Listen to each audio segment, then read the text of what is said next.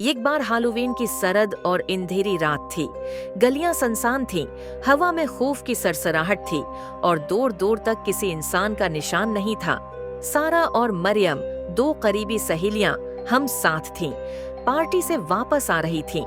इन दोनों ने खूब हंसी मजाक किया था और रात के मजे लिए थे, लेकिन उन्हें अंदाजा नहीं था कि ये रात उनकी जिंदगी की सबसे भयानक रात में बदलने वाली है।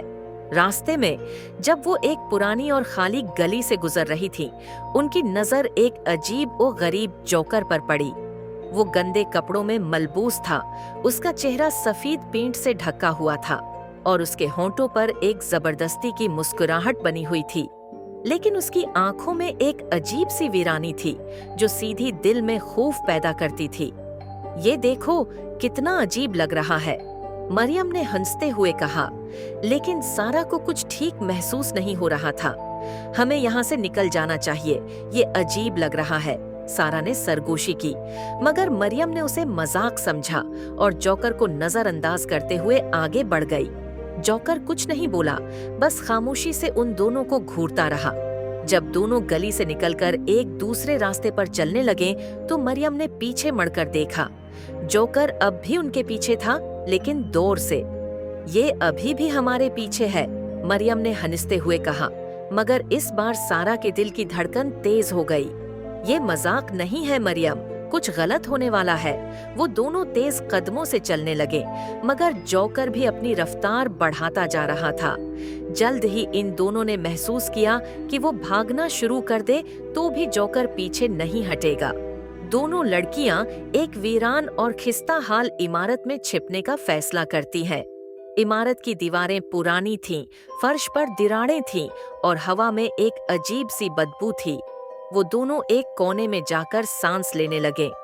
हम यहाँ कुछ देर के लिए रख जाएं, वो हमें ढूंढ नहीं सकेगा, मरियम ने कहा। मगर सारा को सुकून नहीं आ रहा था। ये जगह महफूज नहीं है, हमें यहाँ से जल्द निकलना होगा। इतने में उन्होंने दरवाजे की आहट सुनी। जोकर ने इमारत के अंदर कदम रख लिया था। वो खामोशी से चल रहा था, उसके कदमों की आवाज पूरी इमारत में गूंज रही थी।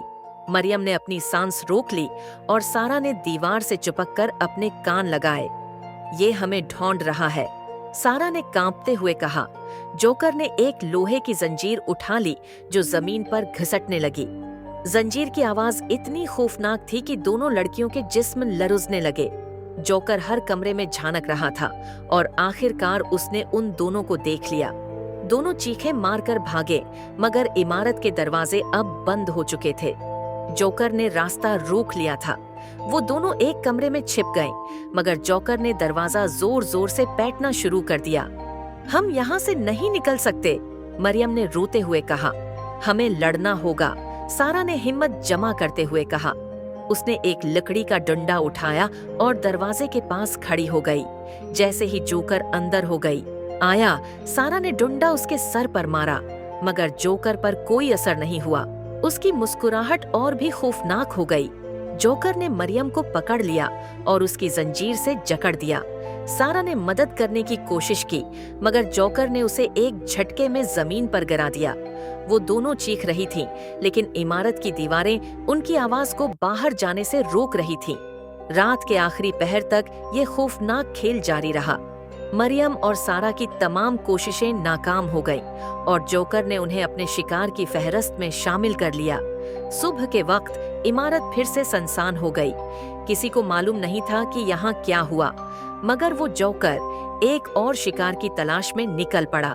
ये हालोवीन की रात हमेशा के लिए एक खौफनाक कहानी बन गई, जिसे सुनकर हर किसी के दिल में खौफ बैठ जाता है, क्योंकि जोकर अब भी कहीं छिपा हुआ है और शायद अगली बार वो किसी और को अपना शिकार बना ले।